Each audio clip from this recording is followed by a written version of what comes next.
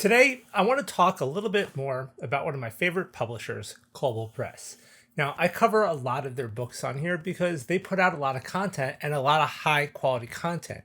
They're probably one of the biggest and best third-party publishers for D&D 5th edition out there. And how do they come up with all this content? What do they do? Where do they test it out? How does it get from, a thought out to some of these published books that I've shown you on my channel? So today we're going to take a look at Kobold Press's Warlocks and Warlock Grimoire books and see what these are all about. So let's get into it.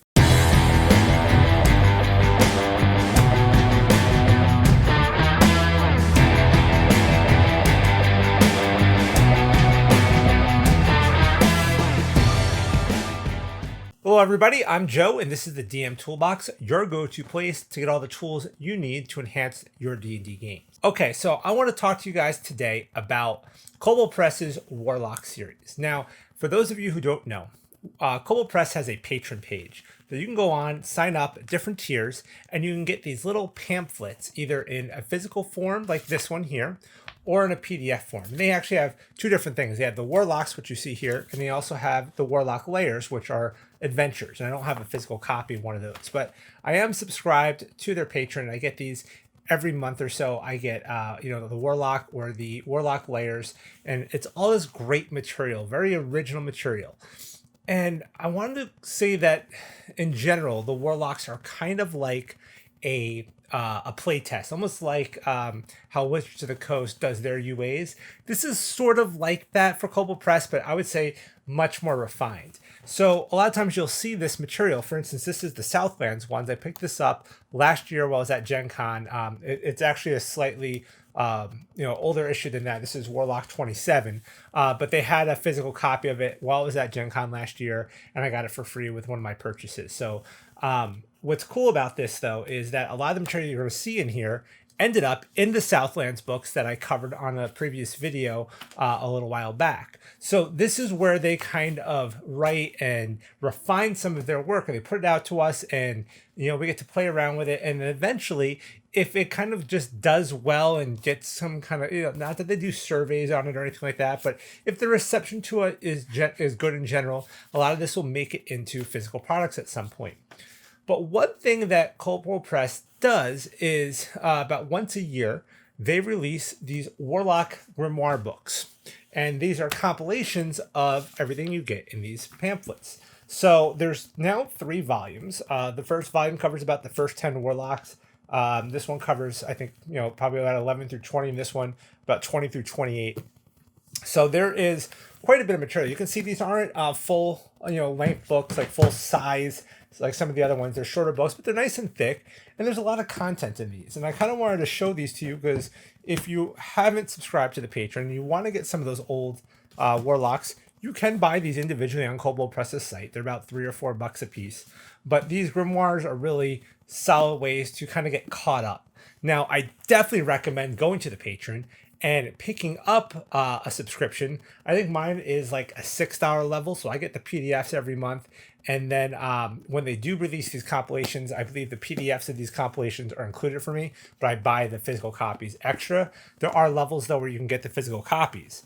And then as far as the Warlock Layers, which I think maybe is a topic for another video at some point, but they do release recently the first Warlock Grimoire Layers book, which I still need to pick up a physical copy of, but I do have the PDF. So we'll save that for another video. So today we're just going to mostly talk about the Warlocks. So definitely go in the my description to this video. I'll have a link to the Patreon where you can check out the different tiers and all the stuff for the Warlocks. But such a great little thing to get every month, filled with cool new stuff. Before we get any further into this video, I just want to remind you guys, if you haven't done so already, please subscribe to the channel. Helps me out. We have been growing. I am now 1 year into this YouTube channel.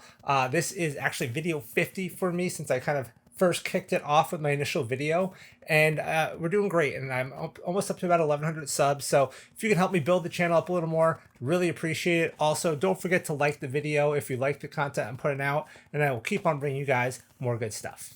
Okay, so moving on, what do we get in these books? So let's take a look at volume 1 of the original Warlock Grimoire. Really cool cover art and all on here. But if we open this up, we have a nice little table of contents here.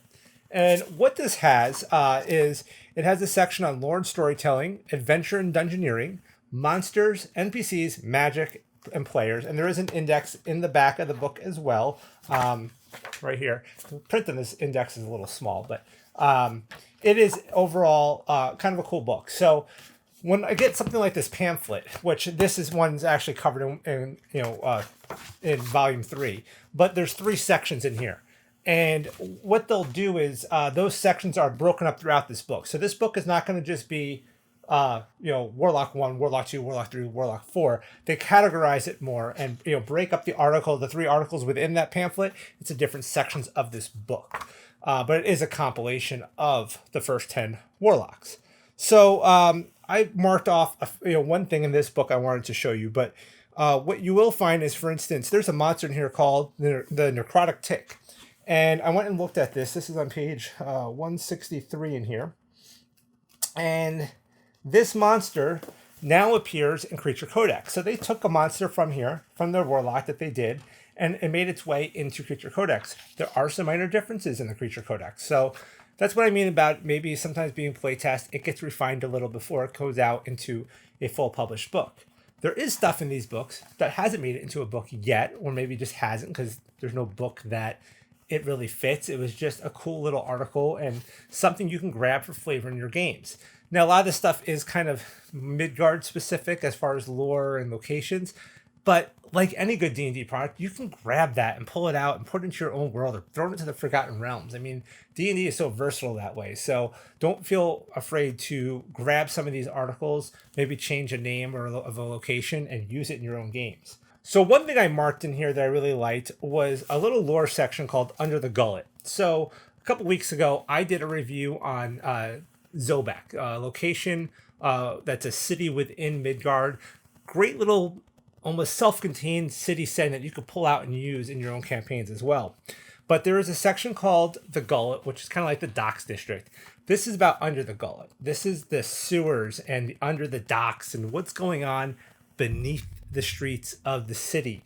And it was a really cool section. This is all of just a couple of pages, 1, 2, 3, 4 pages here with some, a little bit of art.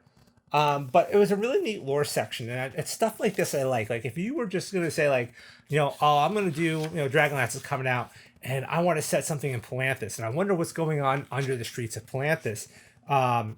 This could be it, or there's other maybe Calamar in Dragonlance, right? It's a port city. This could be kind of like their dock district or underneath that. So some cool ideas of what you can do in those areas. If we look at Warlock 2, now this one's my favorite cover. I like the red a lot. Something about it, it just pops. It looks cool. Really like this artwork. But again, this covers another 10 volumes or so and very similar. We have lore and storytelling, adventure and dungeoneering, monsters, NPCs, magic, and players. So we have some player options and stuff like that in here.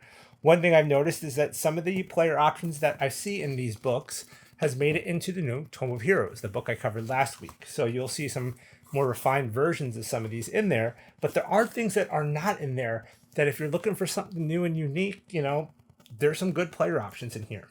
One thing I marked in here that I liked, just to give you an example, is there's this whole section on Dwarven devices, firearms, and airships. And a lot of this made it into Tome of Heroes. I don't think all of it did. I'm not sure if the airship section did. But so there is some cool stuff. There's a whole section here on crewing an airship, airships in combat, types of airships. So cool little section in there. But again, you can see how some of it made it into their final products. The other thing I like in here is this treasure vaults of Midgard. So they have all these different like armories or treasuries throughout the world. So this can be a cool little thing to throw into one of your games, whether you're setting in Midgard or somewhere else. So they have this whole, kind of little section like Dragon Empire vaults and the Frozen Bastion, Treasury of the Maze, Treetop Vault of Temerian. So, and there's small sections, right? This Treetop one's only by a couple paragraphs, but gives you a little bit of just cool insight into these little areas of the world. And it's just these compilations of these articles and stuff. And there's some really just cool stuff in these books. Here's some clockwork monsters. There is, just all sorts of neat little things that these books can, be handy for. Volume 3 is the most recent one. So I showed you that Southlands book earlier. All 3 of those articles from that Southlands book are in here. I see them all in the table of contents. So they've made it into this book. But there's, again, just some neat stuff. One thing I liked, one of my favorite issues of Warlock is in here, which is the Guide to the Planes. So this is a really cool article just about the different planes of existence and ways to get to them and all this cool stuff in here. So that was one of my favorite ones, and it's right up in front of this one. And then back here, I also marked a page. Let's see here. So this is the Strauss Library.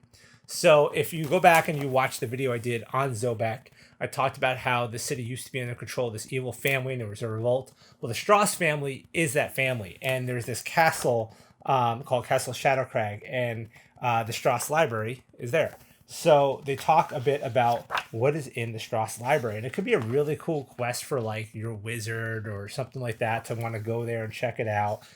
So very neat little article. There's this one here called Terminus Island, another like kind of cool, far off area in the middle of the ocean, this kind of creepy island. So lots of fun stuff in these books. So I guess the point of this is that Kobold Press puts out these Warlocks monthly, and they are filled with just this awesome info. So definitely go to the Patreon, check that out, pick up these books as well, so you can kind of have everything up to at least recent history, and then if you want to fill in the blanks, you can buy those other ones. I'm sure there'll be a volume 4 in another year and a half or so. They'll probably come out with a volume 4. So really cool books though. I'm absolutely love these. I love the hardcovers. I like that these 3 are filled with information, but light enough that I can carry all 3 pretty easily. They're not too heavy. They don't take up too much space. So you can do a lot of cool stuff with these books. So definitely well worth checking them out and picking them up. Okay, that is it for this week's video. So yeah, until next time, everybody, roll those dice.